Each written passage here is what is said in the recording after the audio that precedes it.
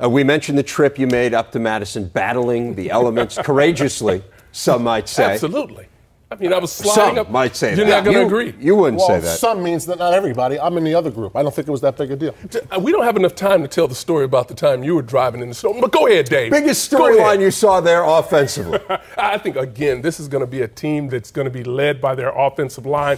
Yes, they lose John Moffitt, Gabe Karimi, two outstanding players, but this offensive line is unbelievable. Having an opportunity to watch them work pre-practice, this is a team that's going to be led by Peter Kahns. He didn't practice yesterday, a little banged up. He'll be fine come the fall, but they have a talented trio, once again, of running backs, but it's going to be led by this offensive line who is just going to open up a bunch of holes once again this year and give whoever the quarterback is going to be time to develop in the pocket and also run a lot of bootlegs as well. And before we get to the defense, the day I was at practice, it was a shells practice, meaning helmet, shoulder pads, no pants. It was the best practice in that gear that I've ever seen. The amount of work they got done on both sides of the ball was really impressive. But if you look at their defense, Brett Bielema had to rebuild his staff. The defensive coordinators, they have co-coordinators, Chris Ash and Charlie Partridge.